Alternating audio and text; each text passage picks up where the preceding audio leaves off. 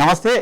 తెలంగాణలో మొత్తానికి అయితే ఈ రోజు నుండి విద్యా సంవత్సరం ప్రారంభం కాబోతుంది. ఈ నేపథ్యంలో ప్రైవేట్ స్కూల్స్ బెటరా, ప్రభుత్వ పాఠశాలలు బెటరా అని మాట్లాడే ప్రయత్నం చేద్దాం. ఒక ప్రభుత్వ ఉపాధ్యాయుడు ఉన్నారు, వారితో మాట్లాడదాం. సార్, ముందుగా మీ పరిచయం, మీ పేరు, మీ క్యాడర్.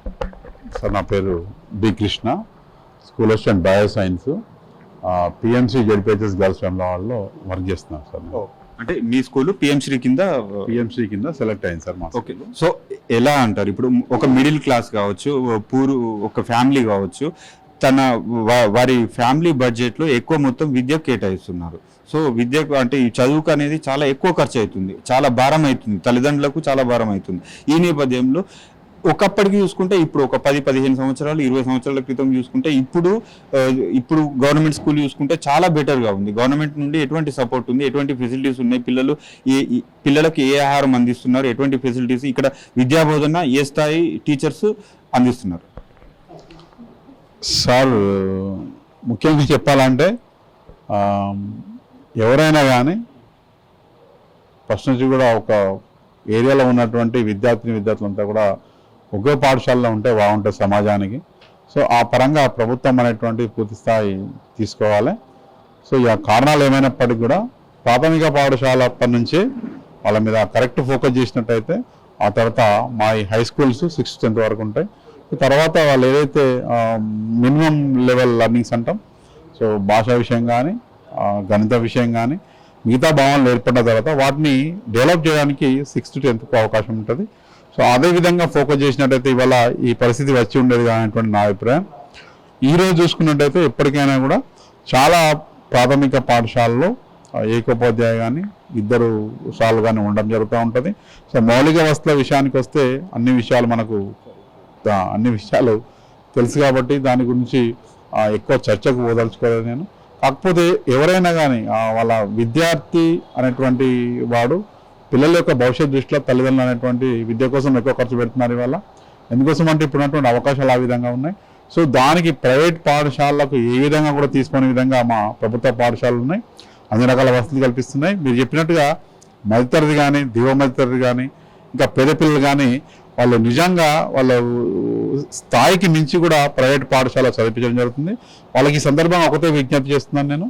సో ప్రభుత్వ పాఠశాలకు రండి, ఒకసారి చూడండి, ఇక్కడ ఉన్నట్టు అవకాశాలు చూడండి, అర్హత గల ఉపాధ్యాయులు చూడండి.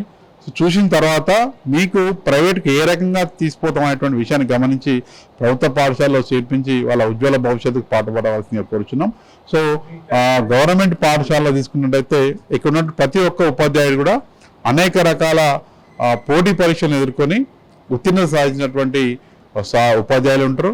సో వాళ్ళకు చాలా ఎక్స్పీరియన్స్ ఉంటుంది, కమిట్మెంట్ ఉంటుంది, అనేక విషయాల మీద ఆల్రౌండ్ డెవలప్మెంట్ కలిగినటువంటి ఉపాధ్యాయులు ఉంటారు. కాబట్టి ఆ జ్ఞానాన్ని ఉపయోగించుకుంటే తర్వాత వచ్చినటువంటి విద్యార్థులు సమాజానికి పూర్తిస్థాయిలో ఉపయోగపడుతుందని కూడా నా అభిప్రాయం. సో ఒక ప్రైవేట్లో ఉంటే ఎంతసేపు ఏం తీసుకున్నాం, ఏమి ఇచ్చినటువంటి మెంటాలిటీ డెవలప్ అవుతుంది తప్ప సమాజానికి ఏమి ఇవ్వాలన్నటువంటి ఆలోచన పెరిగేటువంటి అవకాశం తక్కువ ఉంటుంది.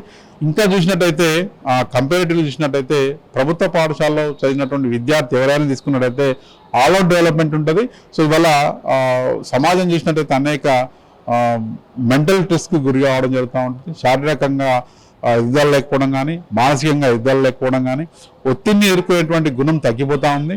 సో విద్య ఒకటి కేవలం సంపాదనకి కోసమే కాదు, శారీరకంగా మానసికంగా సమాజానికి ఉపయోగపడంగా ఉండాలి. సో ప్రభుత్వ పాఠశాలలో చదివినటువంటి విద్యార్థి ఇవన్నీ లక్షణాలు చిన్నప్పటి నుంచి అలవాటు పడతాయి కాబట్టి వాడు ఏ స్థాయిలో పోయినప్పటికీ కూడా వాడు మంచిగా స్థిరపడతానని ఆశిస్తున్నాం సార్. అందుకోసమని మరొక్కసారి తల్లిదండ్రులకు మరొకసారి విజ్ఞప్తి చేస్తున్నాం, అందుబాటులో ఉన్నటువంటి ప్రతి పాఠశాలలో మీ విద్యార్థులను, మీ పిల్లల్ని చేర్పించి వారి బంగారు భవిష్యత్తుకు బాటలు వేయవలసిన ఈ సందర్భంగా తెలియజేస్తాను. తల్లిదండ్రులు ముఖ్యంగా చూసుకున్నట్టయితే ప్రైవేట్ స్కూల్లో చదివించడం అనేది ఒక ప్రెస్టేజ్ ఇష్యూగా, ఒక ప్రెస్టేజ్ ఇష్యూగా ఎందుకు తీసుకుంటున్నారు? ఆ విషయంలో మేము స్పందించడం అంటూ కరెక్ట్ ఉండదు సార్. వారి సామాజిక ఆర్థిక పరిస్థితులు కావచ్చు, లేకుండా వారి యొక్క కుటుంబ నేపథ్యం కావచ్చు, దాన్ని బట్టి వాళ్ళు సెలెక్ట్ చేసుకోవడం ఉంటుంది. కానీ మేము పూర్తిస్థాయిలో ప్రభుత్వం కానీ ఉపాధ్యాయులు కానీ పూర్తిస్థాయిలో కష్టపడుతున్నాం, పూర్తిస్థాయి విద్య ఇవ్వడానికి విద్యార్థుల కృషి పట్ల చేస్తున్నాం. వాళ్ళు మరి ప్రెస్టేజ్ ఇష్యూ అనేటువంటిది అవసరమే కావచ్చు, కానీ విద్యార్థి యొక్క బంగారు భవిష్యత్తు అనేటువంటి చాలా ముఖ్యం కదా. ఇప్పుడు ప్రెస్టేజ్ కోసం చూసినట్టయితే భవిష్యత్తులో ఏం కావాలి, వాడు ఏ రకంగా మార్పు చెందాలనేటువంటి డిసైడ్ చేసుకోవాలి. కేవలం విద్య ఒకటే కాకుండా శారీరకంగా మానసిక ఎదుగుదలకు ప్రభుత్వ పాఠశాలటువంటి 100% తోడ్పడతాయని ఈ సందర్భంగా మీకు నేను తెలియజేస్తున్నాను. ప్రభుత్వ పాఠశాలలో చదువుతున్న విద్యార్థులకు ఎటువంటి ఫెసిలిటీస్ ఇస్తున్నారు? అంటే ఫుడ్ విషయంలో కావచ్చు, యూనిఫామ్స్ కావచ్చు, టెక్స్ట్ బుక్స్ కావచ్చు. సో అంటే క్వాలిటీ టెక్స్ట్ బుక్స్ ఇస్తున్నారా? Sir 100% sir. సో కాలానుగుణంగా వస్తున్నటువంటి మార్పులకు అనుగుణంగా మనది ఇప్పటికి కూడా పేద దేశం, తర్వాత అభివృద్ధి చెందిన దేశం కాబట్టి చాలామంది కుటుంబ నేపథ్య ప్రకారంగా చాలామంది తల్లిదండ్రులు పొద్దున్నే పిల్లలకి వంట చేసి పెట్టేటువంటి అవకాశం ఉండదు. వాళ్ళు పొద్దున్న లేచి పొలాలకు వెళ్ళడం కానీ వాళ్ళ యొక్క పనులకు వెళ్ళడం కానీ జరుగుతూ ఉంటుంది. కాబట్టి వాళ్లకు ఒక మంచి ఆహారం ఇస్తామనే ఉద్దేశంతో ప్రభుత్వం ప్రారంభించినటువంటి పథకమే మధ్యాహ్న భోజన పథకం. అంతేకాకుండా గత 4-5 సంవత్సరాల నుంచి సో ఉదయం కూడా వాళ్ళకి ఆహారం లేకపోయినట్టయితే వాళ్ళు చదువు మీద కాన్సన్ట్రేట్ చేయాలనేటువంటి ఉద్దేశం కొద్ది alternate days, day after day కూడా ప్రతి పాఠశాలలో కూడా రాగి జావా అందించడం జరుగుతూ ఉంటుంది. అదేవిధంగా సో ఆర్థిక స్థోమతను బట్టి వాళ్ళకు యూనిఫామ్స్ లేవు కాబట్టి ప్రతి ఒక్క పిల్లోడికి 2 జతల యూనిఫామ్స్ ఇవ్వడం జరుగుతుంది. అదేవిధంగా లాస్ట్ 3-4 ఇయర్స్ నుంచి టెక్స్ట్ బుక్సే కాకుండా మంచి నోట్బుక్స్ కూడా ఇవ్వడం జరుగుతుంది. వాళ్ళు సరిపడే నోట్బుక్స్ కూడా సరఫరా చేయడం జరుగుతుంది గవర్నమెంట్. అంతేకాకుండా అవకాశం ఉన్న ప్రతి విద్యార్థికి ఉపకార వేతనాలు కూడా మంజూరు చేయడం జరుగుతూ ఉంటుంది.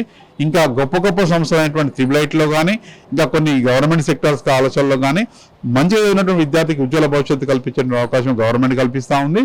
ఉపాధ్యాయులు కూడా కృషి చేయడం జరుగుతుంది. అంతేకాకుండా ఇంకా ముఖ్యంగా కేంద్ర ప్రభుత్వం అవకాశం కల్పించేటువంటి NMMSS national merit come means scholarship అనేటువంటి పథకం కూడా గవర్నమెంట్ పాఠశాలలో చదివేటువంటి విద్యార్థులకు సులువుగా వచ్చేటువంటి అవకాశం ఉంటుంది. త్రిబులైట్ కూడా సులువుగా వచ్చేటువంటి అవకాశం ఉంటుంది. సో ఇవన్నీ అన్ని ప్రోత్సాహాలు కూడా ప్రభుత్వం తరఫున, ప్రభుత్వ ఉపాధ్యాయుల తరఫున కల్పించడం జరుగుతుంది సార్. ఇంకా ఏమైనా చిన్న చిన్న పొరపాట్లు ఉంటే వాటిని కూడా ఇవాళ గవర్నమెంట్ కూడా కొత్తగా బ్రేక్ఫాస్ట్ స్కీమ్ అనేటువంటి అమలు చేసేటువంటి ఉద్దేశంలో ఉంది. ఈసారి 1200 స్కూల్లో బ్రేక్ఫాస్ట్ కూడా అమలు చేస్తున్నారు.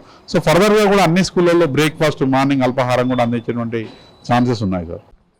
విద్యాబోధనలో చూసుకుంటే హైఫై కంప్యూటర్ ల్యాబ్స్ ఉంటాయి, డిజిటల్ విద్యాబోధన ఉంటుంది. అంటే పిల్లలకు సులువుగా అర్థమయ్యే రీతిలో ఇప్పుడు అంత టెక్నాలజీ వచ్చింది. సో అంటే ఈ గవర్నమెంట్ స్కూల్లో డిజిటల్ విద్యాబోధన ఎలా ఉంది? మీ స్కూల్ కూడా PM-శ్రీ కింద నమోదైంది కాబట్టి సో విద్యాబోధనలో చెప్పండి. Exactly sir. డిజిటల్ లెర్నింగ్ అనేటువంటి ఉద్దేశంతో మన పాఠశాల, ప్రతి ప్రభుత్వ పాఠశాలలో కూడా IFE ప్యానల్స్ అనేటువంటిది స్పాన్సర్ చేయడం జరిగింది. సో వాటిని అవకాశం ఉన్నటువంటి ప్రతి క్లాస్ రూమ్లో ఏర్పాటు చేసుకొని సో విద్యార్థులకు మరింత ఎక్కువగా ఏ రకమైనటువంటి విషయాలు కానీ కరెంట్గా చూపించడంలో కానీ లైవ్లో చూపించడంలో కానీ డిజిటల్ విద్య అనేటువంటిది ఉపయోగపడడం జరుగుతుంది. సో దాని మీద ప్రభుత్వం కూడా ప్రత్యేకమైన శిక్షణ ఇవ్వడం జరిగింది. ఆ IFE ప్యానల్ ఉపయోగించడం వల్ల విద్యార్థులకు ఏదైనా భావనలు కల్పించడంలో చాలా ఉపయోగపడుతుంది సార్. అలాంటి IFE ప్యానల్స్ కూడా మేము ఉపయోగిస్తున్నాం. అదేవిధంగా కంప్యూటర్ ల్యాబ్ కూడా మా దగ్గర వెల్ ఎక్విప్డ్ కంప్యూటర్ ల్యాబ్ ఉంది. సో దానిలో కూడా ఆ సిస్టమ్స్ని విద్యార్థులు వాళ్ళ క్లాస్కి అనుకూలంగా వారానికి వాళ్ళకి వచ్చిన సమయానుకూలంగా వినియోగించడం జరుగుతుంది. అదేవిధంగా మన దగ్గర అడల్ట్ టింకరింగ్ ల్యాబ్ ఉంది. సో ఎలక్ట్రానిక్స్ సంబంధించి ప్రత్యేకంగా రోబోటిక్స్ అనేటువంటి దాని మీద ఒక NGO అకాడమీ ద్వారా సోహం రోబోటిక్స్ ద్వారా పిల్లల్లో రోబోటిక్స్ మీద అవగాహన కల్పిస్తున్నాం. అదే కాకుండా ఇంకొకటి మాకు భారతీయ ఎయిర్టెల్ ఫౌండేషన్ ఉన్నది. ఇంకా మాకు ఇంకో ఫౌండేషన్ ద్వారా కూడా సో జనరల్ అవేర్నెస్ కార్యక్రమం జరుగుతున్నాం. ఇంకా PM-శ్రీలో భాగంగా మనకి ఏంటంటే వొకేషనల్ ఎడ్యుకేషన్ కూడా స్టార్ట్ చేసుకోవడం జరిగింది. సో బిజినెస్ మరియు రిటైల్ రెండుకు సంబంధించిన వొకేషనల్ ఎడ్యుకేషన్ కూడా ఇవ్వడం జరుగుతుంది. ఇంకా PM-శ్రీలో భాగంగా గత సంవత్సరం అయితే మనకు బాలికలకు ప్రత్యేకంగా ఆత్మరక్షణ కోసం సెల్ఫ్ డిఫెన్స్ కార్యక్రమం ఇవ్వడం జరిగింది. అదేవిధంగా పిల్లలకు అందరికీ కూడా త్రూ అవుట్ ఇయర్ యోగా కార్యక్రమం ప్రత్యేకంగా ఇవ్వడం జరుగుతుంది. ఇలా చాలా రకాలైనటువంటి అద్భుత కార్యక్రమాలు PM-శ్రీ కింద స్పాన్సర్ చేయడం జరిగింది సార్. అవన్నీ కూడా పిల్లవాడి సర్వతోముఖాభివృద్ధికి ఉపయోగపడతాయి తప్పకుండా.